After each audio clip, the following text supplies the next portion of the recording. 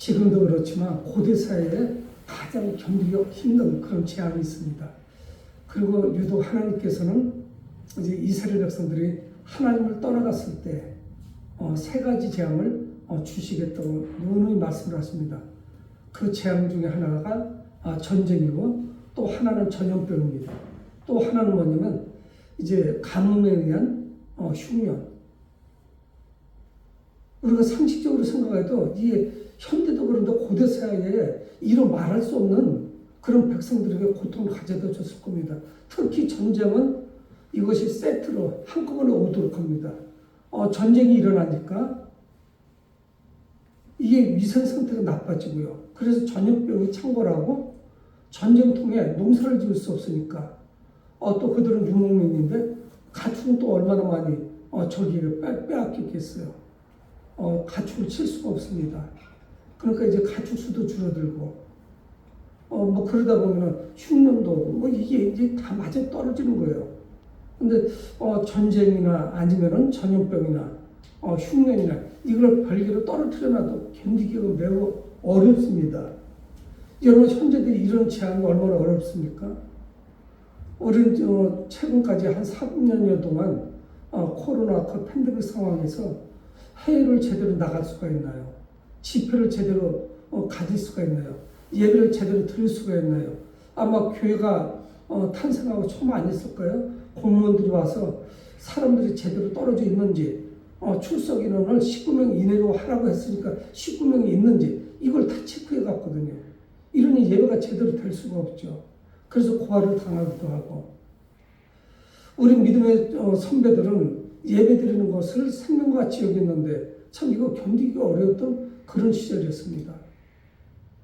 여러분, 지금 우크라이나하고 러시아가 전쟁을 하는데 생뚱맞게 엉뚱한 데서 지금 고통을 당합니다. 이집트 같은 데는 인구가 1억인데 그들이 먹는 주식 밀가루, 그 밀을 어디서 수입을 하냐면 우크라이나예요. 이 전쟁이 되니까 농사 짓기도 어렵고, 추수를 해도 그거를 배를 통해서 이집트로 보낼 수가 없는 거예요. 양국 창고도 부진하기도 하고. 그러니까 이루 말할 수 없이 어렵고, 전쟁은 다른 곳에서 났는데 이집트의 곡물가가 계속 치솟아 올라가는 거예요. 먹고 살기가 매우 어렵습니다. 근데 이 국가 간의 전쟁은 정말 총체적인 난국입니다. 양쪽 다 어렵죠. 여러분, 하나님께서는 이스라엘 백성들이 불순종할 때 적을 들어서 이스라엘을 치십니다. 그러니까 이 전쟁을 치르면서 정말 매우 어려움을 겪을 수밖에 없습니다. 오늘 본문에 보면은 하나님께서 이스라엘을 치셨는데 북이스라엘, 남과 북이 분단되어 있죠. 남쪽은 유다, 북쪽은 이스라엘. 근데 북이스라엘의 수도인 사마리아 성을 아람 군대가 둘러쌉니다.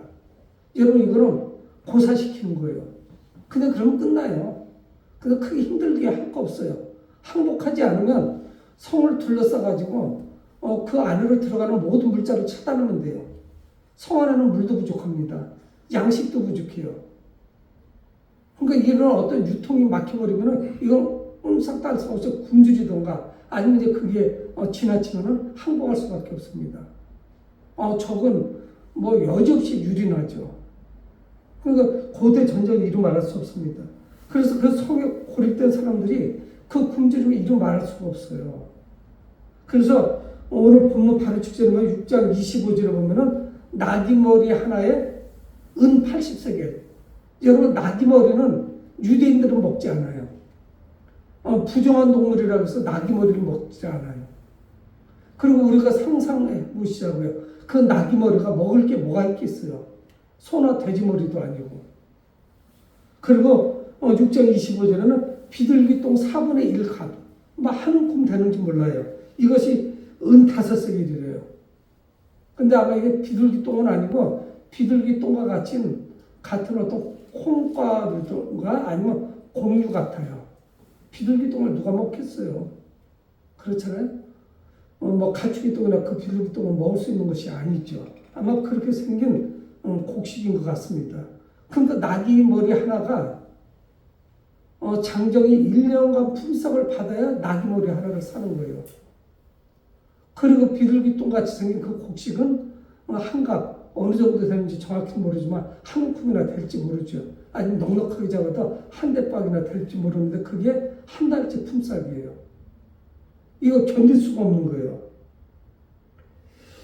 이스라엘의 상황은 이스라엘 스스로 불러왔습니다. 하나님께 불순종했죠. 근데 하나님께서는 보잘것없는 존재들을 통해서 소망의 빛을 비추세요. 정말 보잘것없는 사람들이에요. 그들은 누구냐면 나병 환자 4명이에요. 여러분 저희들 어렸을 때 제일 무서운 사람들이 나병 환자예요. 지금은 장애자를 비하하는 거라고 해서 쓰지 않죠. 문둥병자. 지금 다 나병이라고 말합니다. 아니면 한센시병. 무서웠어요. 코나 이런 것이 마디마디가 끊어지고 손가락 끝이 없어요. 심한경에 짓눌러요. 그럼 그들이 구걸하고 다녔어요. 60대 먹고 살기 어려울 때죠. 아이들은 보리밭에 그 나병 환자가 있다고 막 뛰어갔습니다. 학교 가다가. 그 근처를 잘 안 갔어요. 이 나병 환자 4명, 이 사람들이 전쟁의 소용돌이 속에 내몰립니다. 여러분 이 나병이라고 하는 것은 이스라엘 율법에, 유대 율법에 부정한 병이에요. 나쁜 짓을 하면은 법에 처벌을 받는데 이 나병은 아예 애시당초 부정해요. 그래서 일상적인 사회생활이 안 됩니다. 우리 때 어렸을 때도 그때도 역시 마찬가지였어요. 나병 환자가 일상생활을 할 수가 없어요. 사람들이 다 기피합니다. 그리고 그 상식이 꼭 맞는 것은 아니지만 전염성이 강할 것으로 생각하고 안 만나요. 가족들도 기피해요. 근데 지금으로부터 거진 3,000년 가까운 이 옛날에 이거는 아주 이루 말할 수 없는 하늘 내린 심각한 질병이라고요. 그런 나병 환자가 있어요. 그래서 오늘 성경 3절에 보면은 성문 어귀에 나병 환자 4사람이 있더니 나병 환자 4명이 있습니다. 성문 어귀에. 그럴 수밖에 없어요. 성 안에는 들어갈 수가 없어요. 그러니까 이들은 늘 성이라고 하는 것은 뭡니까? 굉장히 든든한 보호처예요. 그래서 이게 성이라는 것이 있어가지고 안에 있는 사람들을 보호해줍니다. 그래서 아침에 시간 되면 성문을 열어줘서 나가서 양을 치거나 아니면 농사를 짓고 그리고 이제 늦은 시간 문을 닫는 시간 이전에 들어와야 돼요. 그래서 성문을 열어주는 겁니다. 그러니까 이 성이라는 것 자체가 매우 매우 귀한 거예요. 그래서 유럽 쪽에 도시 이름 중에 무슨 부르크 하는 것이 성이라는 의미예요. 성 밖에 사는 사람들은 어떻게 보면 상인, 그쪽에서 천인에 해당하는 그런 사람들입니다. 우리로 말해 옛날 같으면 상놈이라고 하죠. 성 안에 있는 자들만 보호받는 거예요. 나병 환자가 어떻게 감이 들어갈 수가 있습니까? 그래서 성 밖에 있으면서 가족들이, 그것도 평화시에나 그렇죠. 전쟁이 없을 때. 가족들이 그저 양식을 조금씩 갖다 줘서 그걸 연명하는 거예요. 할 수 있는 게 아무것도 없죠. 여러분 근데 전쟁 때문에 포위당했고 성 안에도 지금 굶주리고 있는데 이들에게 누가 관심을 가져주겠어요. 죽음의 공포가 시시각각 다가옵니다. 언제 죽을지 몰라요. 양식을 얻을 것이 하나도 없어요. 완전히 샌드위치 된 거예요. 성 안에서는 문을 안 열어주죠. 성 바깥에는 아랑군대가 포진하고 있죠. 어정쩡한 그 성문 어귀 그 바깥에 있는 거예요.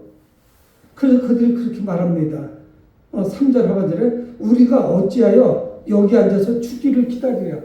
이거 그냥 영락없이 앉아서 죽게 생겼어요. 어떻게 해볼 도리가 없습니다. 돌파구가 없어요. 여러분 우리 인생도 이렇지 않아요? 우리 인생에 정말 고난이 계속적으로 그냥 풍랑을 쓰나미와 같이 몰려옵니다. 그래서 정신을 못 차릴 정도예요. 그냥 앉아서 죽게 생긴 거예요. 근데 이 나병 환자들은 극한 상황에 다다르니까 그랬는지 지혜가 있었습니다. 아무리 생각해도 3가지 방법밖에 없어요. 성 안으로 어떻게 해서든지 들어가 보던가 아니면 여기에 그냥 자리 지키고 있던가. 근데 생각해 보니까 성 안에 들어가도 문제고 다 굶주리고 있으니까. 아니 나귀머리 하나가 먹을 것도 없는 것이 무슨 살이 있어야죠. 고기가 있으니까 그거 하나가 1년 품삯인데 일을 해봤어요. 무슨 품삯이 있죠. 살 수도 없어요. 성 안에 들어갈 수가 없어요. 여기 기다려도 여전히 굶어 죽어요. 누구도 안 갖다 줄 거예요. 그래서 사제를 그들이 말하는 거예요. 만일 우리가 성읍으로 가자고 말한다면 성읍에는 금주림이 있으니 우리가 거기서 죽을 것이고, 만일 우리가 여기 머무르면 역시 우리가 죽을 것이에요. 성 안에 들어가도 굶어 죽고 여기서도 굶어 죽고 차이가 없어요. 그런데 그들이 어떤 생각을 하냐면, 그런즉 우리가 가서 아람 군대에게 항복하자. 사절이 그렇게 말해요.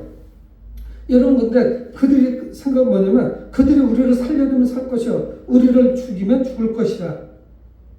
뭐 선택의 기회가 없어요. 방법이 없어요.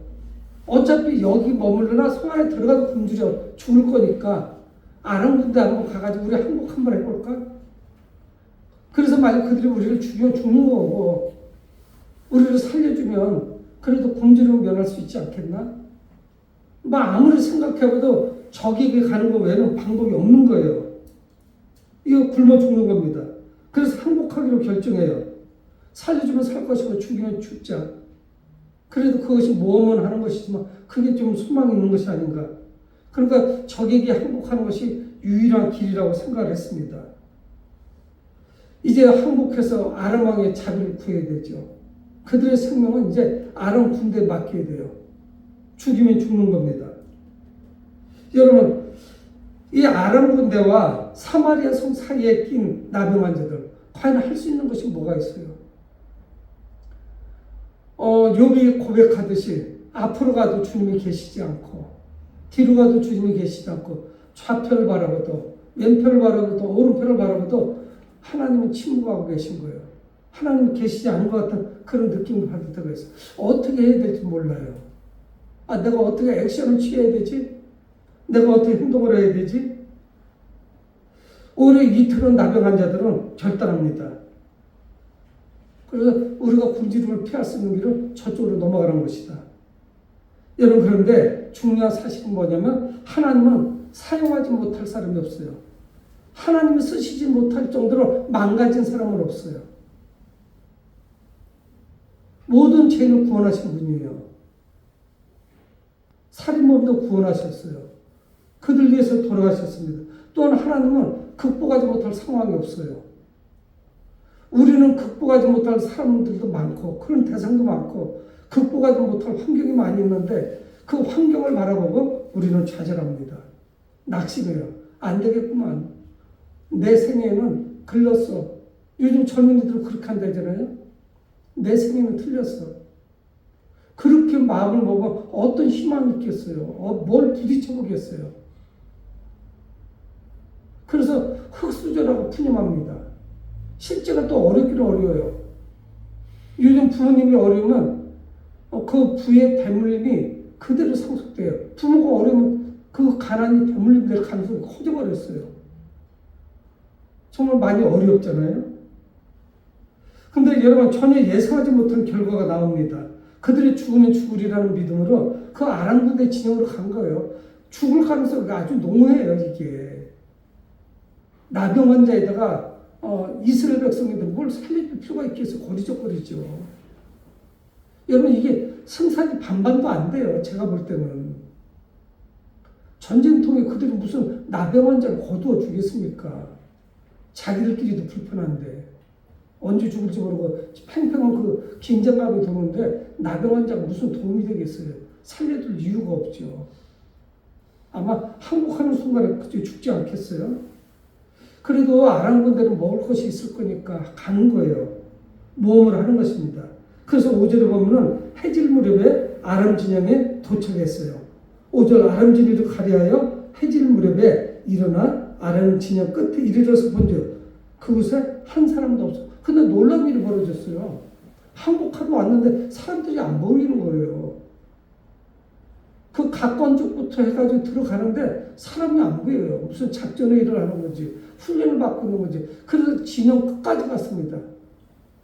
자기 쪽에서 가까운 곳에서 가장 먼 곳까지 갔는데 사람 하나가 안 보이는 거예요. 어디로 갔는지 알 수가 없어요. 그 아람 군대가 모두 증발해 버렸습니다. 찾을 수가 없는 거예요.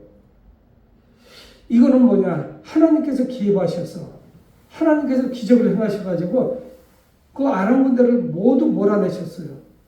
정말 사람 하나가 안 보이는 거예요. 그림자 하나도 안 보여요. 근데 어떤 일이 있었느냐면은 6절에 이런 주께서 하나님께서 하신 거예요. 아람 군대로 병거 소리와 말소리와 큰 군대 소리를 듣게 하셔서 그래요. 여러분 이들이 환청을 들은 거예요.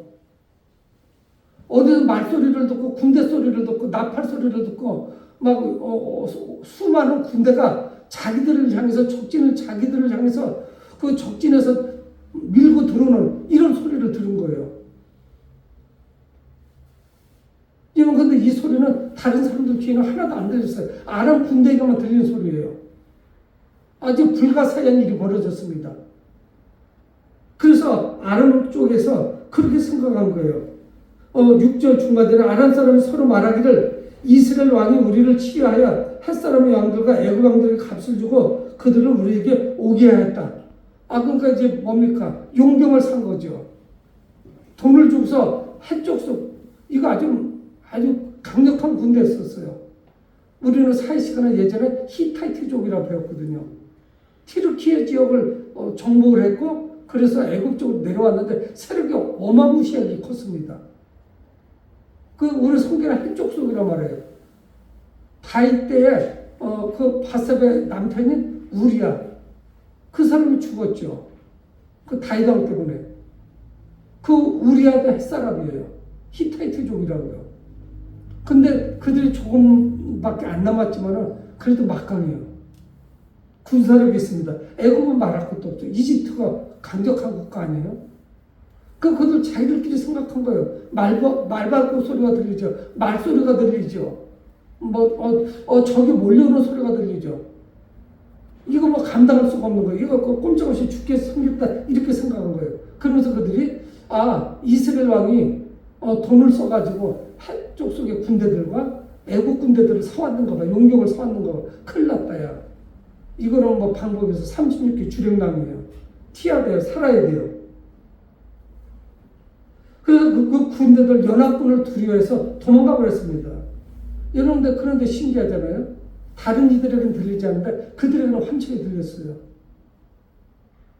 하나님은 역사하십니다. 근데 우리는 늘 상식적으로만 생각하는 내가 못하면 다 못하는 거예요. 아니 내가 하는 것밖에 내가 할 수 있는 영역밖에 하나님이 못하신데 하나님을 뭐하러 믿어요. 하나님이 우리를 어떻게 구원하십니까? 내 능력밖에 안 되고 나도 내가 스스로 구원을 못 받으면 하나님도 못하는 거죠. 그런 하나님이라면 힘이 아무것도 없는 거야. 내가 이성적으로 세상에서 본 것만큼밖에 그거밖에는 안 되는 분이야. 뭐 하는데 필요해요. 예배드릴 존재도 되지도 못하죠. 근데 성경은 그분을 전무하다 이렇게 말씀하거든요. 그분의 능력은 모든 영역에 미치고요. 모든 것을 알고 계신단 말이에요.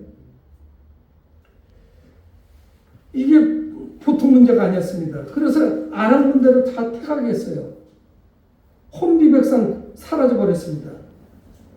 7절에 해질 무렵에 일어나서 도망하되 그 장작과 말과 나귀를 버리고 진영을 그대로 두고 목숨을 위하여 도망하였습니다. 여러분 얼마나 급했는지 말도 타고 가지 못했어요. 장작더미까지 놔뒀어요. 음식을 해먹어야 되니까. 여러분 그뿐만이 아닙니다. 성경 말씀하지 않지만 그들이 주식으로 먹는 밀가루와 아니면 빵과 수많은 식량들을 그대로 놓은 거예요. 그리고 전쟁 장비까지 다 고스란히 놓고 도망간 거예요. 정신없이 튄 거예요. 아니 이렇게 오합지졸이에요. 기세등등하게 이스라엘의 수도인 사마리아를 치러 왔는데 하나님께서는 완전히 그들을 오합지졸로 만들어버린 거예요. 집에 겁먹고 그 환청을 듣고 그러고서 도망친 거예요. 아무것도 챙겨가고 것이 없습니다. 진영을 그대로 두고 목숨을 위하여 도망했다. 이렇게 성경 말씀해요. 겨우 몸만 빠져나간 거예요. 살아야 되니까. 여러분, 근데 이 나병 환자들은 진영 끝까지 이르게 됩니다. 완전히 확인했어요. 정말 군사 한 명이 없는 거예요. 아무것도 없어요. 그래서 성경은 뭐라고 말씀하는 8절에 그들이 현장에 들어가가지고 먹고 마시고 얼마만에 음식을 먹는지 모릅니다. 정말 오랜만에 배가 터지도록 먹었어요. 포만감을 느껴요. 나른해져요. 잠이 오려고 해요. 얼마만에 배가 불렀는지 몰라요. 전쟁통에 먹으려고 아마 양이나 소나 가축들도 많이 끌어왔을 거예요. 그래서 배부르게 먹습니다. 그것뿐이 아니에요. 8절 중반에 보면 거기서 은과 금과 의복까지 감췄어요. 돈이 될 만한 걸 미리 가서 다리를 좀 빼돌렸어요. 여러분, 우리는 눈에 띄는 현상에 주목하면 안 돼요. 눈에 띄는 현상이 전부가 아니에요. 그래서 우리는 영의 세계를 바라봐야 됩니다. 영의 세계가 없으면 이 현상만을 가지고서 우리가 가면 이거는 열심히 공부해야 할 일이에요. 경험을 쌓아야 될 일이라고요. 우리 눈에 띄는 것만이 전부다? 그건 영의 세계를 못 본 거예요. 우리는 영의 눈을 열고 주님을 바라봐야 됩니다. 주님이 어떤 뜻을 가지고 계신지 바라봐야 돼요. 우리가 믿고 의지하는 하나님께 유일한 길이 있습니다. 거기에 살 길이 있어요. 수많은 사람들이 자신들이 메시아다, 내가 하나님이다, 내가 신이다, 여러분 거기에 현혹되면 안 돼요. 여러분 그런 대상들도 있지만 우리가 신으로 생각하는 것도 많아요. 요즘 시대는 만몬이에요. 물질이에요. 돈이 전지전능이에요. 다 가니까. 돈이 많으면요, 제트기 자가용으로 끌고 다닐 수도 있어요. 조종사까지 채용해서 그런 재벌들 많아요. 여러분, 지금은 돈이에요. 돈이 다 할 수 있으니까. 여러분, 같은 비행기를 타도요, 1등석하고 3등석, 똑같은 시간에 도착하지만 가격 차이는 수십 배예요. 자리가 이루 말할 수 없이 편안해요. 누워서 갈 수 있어요. 3등석에 탄 사람은요, 무릎이 닿아가지고 등도 뒤로 바로 눕히지도 못하고 얼마나 답답한지 몰라요. 숨이 꽉꽉 막혀요. 특히 남자분들 키 큰 사람은요, 힘들어요. 징역살이에요. 여러분 돈이 다 해결한다고 생각을 한다고요. 여러분 굶주림을 해결했습니다. 정말 평안해요. 늘 누군가에 무시당하고 누군가가 제대로 쳐다보지 않는 그런 사람들이었는데 지금은 이제 동무대예요. 입에 맞는 것만 먹고 금과 은을 감췄어요. 의복도 감췄습니다. 모든 걸 해결했어요. 근데 뭔가 좀 찜찜해요. 이 나병한 자들이 생각하니까 그 양심에 찔리는 게 있어요. 이게 우리가 옳은 것인가? 배우만 채우고 우리 것만 챙기면 끝나는 것인가? 뭔가 잘못된 것 같아요. 그리고 그들 뭔가 좀 찜찜한 거예요. 그래서 그들이 말합니다. 9절에 나병한 자들 그 친구에게 서로 말하되 우리가 이렇게 해서는 아니 되거든. 이거 잘못된 것 같아. 우리는 배는 채웠는데 살긴 살았는데 이거 아닌 것 같아. 오늘은 아름다운 소식이 있는 날이거늘 우리가 침묵하고 있도다. 아니 오늘같이 기쁜 날이었는데 적은 도망갔고 먹을 거는 그냥 잔뜩 쌓여있고 하다못해 장막까지 그 진영까지 다 놓고 혼비백산 도망갔는데 이런 아름다운 소식이 있는데 우리가 이거 침묵하는 거 이거 잘못된 거 아니야? 우리가 침묵하면 하나님의 벌이 우리에게 임할 거야. 이거를 전해야 되지 않겠어? 그렇게 이야기하는 거예요. 그래서 9절 하반절에 벌이 우리에게 미칠지니 이제 떠나 왕국에 가서 알리자. 이거 알려야지. 우리끼리만 먹고 우리 도망가다. 지금 저 아내가 펄펄 떨고 있고 굶주리고 있는데 저 아내가 얼마나 심각한지 모릅니다. 저 아내는 이루 말할 수 없이 고통당하고 있어요. 인육을 먹고 있어요. 왕이 지나가고 있는데 여자 둘이 대판 싸우고 있는 거예요. 그럼 왜 싸우나? 물어보니까 이 여자가 지금 나한테 사기쳤다가 왜 그러냐 물어보니까 저 여자하고 어제는 내 자녀를 잡아먹었는데 오늘은 지 새끼를 잡아먹기로 했는데 지 새끼를 감추고 안 내놓는다. 그래서 막 얼마나 애통할 일이에요. 대통령이 아니면 왕이 무능해서 백성들이 자기 자녀를 잡아먹는 이런 시국이 됐다고요. 성경에 기록되어 있어요. 오늘 성경 바로 직전에. 그렇게 어려운 상태예요. 여러분 인육을 먹는다는 게 가능해? 차라리 내가 굶어 죽지 자식을 어떻게 잡아먹어요? 그래서 왕궁에 가서 현재의 상황을 알리자. 우리가 그동안 온갖 무시를 당하고 편견이 있었고 성읍 사람들은 우리를 제대로 쳐다보지도 않았지만 자기들만 즐기는 것에 죄의식을 느낍니다. 그래서 성경 말씀하면 10절에 가서 성읍 문지기를 불러 그들에게 말하여 이르다 우리가 아람지를 이르러서 보니 거기 한 사람도 없고 사람의 소리도 없고 자기들 본 그대로 말해요. 오직 말과 나귀와 먹을 것들만 잔뜩 있더라 이야기를 전하는 겁니다. 여러분 비록 몸은 병들었지만 그들의 생각이 병들어 있지는 않았어요. 여러분 이 시대는 몸은 건강한데 정신적으로 병들어 있는 사람들이 얼마나 많은지 몰라요. 영혼에 병들어 있는 사람이 얼마나 많은지 몰라요. 여러분 범죄자가 못 배운 사람, 무식한 사람들이 하는 줄 압니까? 다 많이 배운 사람들이에요. 그리고 사회로부터 엄청난 혜택을 받은 사람들이 범죄예요. 그것도 대형 사건 터뜨려요. 차라리 못 배우고 없는 사람은 큰 사고도 아니에요. 여러분 세상이 어떻게 그렇게 돌아갑니까? 근데 이들은 그동안 내가 박대받고 학대받고 사람들로부터 증오의 대상으로 참 사람같지 않은 나는 그런 사람은 아닌데 그렇게 취급을 받았는데 그들의 생각은 병들지 않았어요. 좋은 것을 나눌 줄 알았습니다.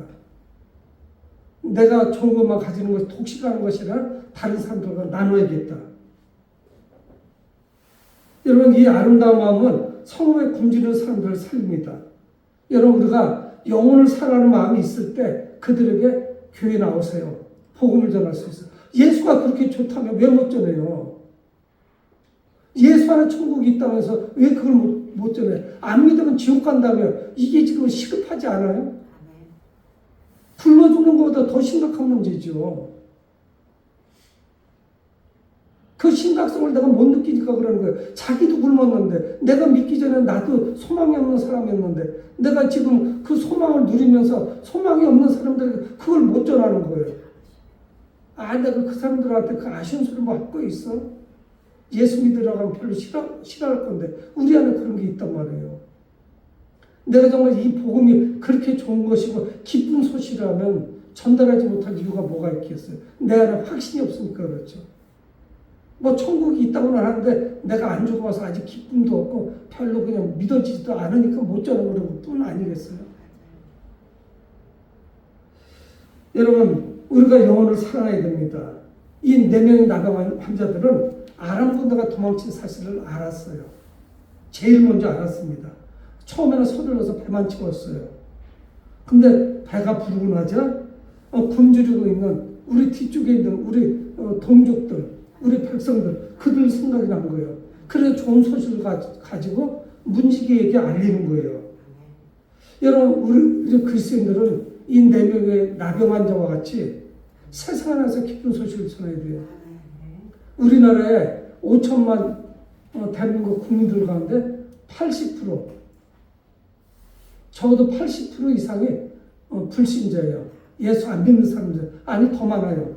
5천만 중에 지금 크리스찬이 한 700만 밖에 안 된다고 그래요. 그것도 정확치 않아요. 자꾸 줄고 있어요. 여러분 이것이 그렇게 기쁜 소식이라면 전해야 되잖아요. 내가 나만 알고 있으면 얼마나 이기적이에요. 그렇게 좋은 걸 나눠야지. 안 좋으니까 안 나누는 거 아니에요? 사랑하는 성도 여러분, 이미 우리는 우리 모두가 기쁜 소식의 주인공들입니다. 그 기쁜 소식을 경험했어요. 그래서 그 기쁨 가운데 살아갑니다. 여러분, 우리를 위해서 예수 그리스도께서 죽으셨습니다. 우리에게 생명 주시려고. 그래서 우리 모두가 그 기쁜 소식의 주인공들이에요. 죽어가는 영혼들에게 예수님께 생명이 있다고 전해야 돼요. 여러분들은 죽어가고 있는데 지금 내가 여러분들에게 생명을 주실 분을 소개하겠습니다. 그분은 바로 예수 그리스도십니다. 전해야 된다니까요. 그게 왜 힘들어요? 내가 망신당하고 창피한 것보다 그건 그 이상의 문제잖아요. 생명을 살리는데. 사랑하는 성도 여러분, 지체하지 말고 생명의 소식에 목말라는 세상 사람들 향해 서둘러 나가시는 여러분들이 되시기를 주 이름으로 축복합니다. 고마우신 아버지 하나님, 주의 은혜를 감사합니다. 우리 오늘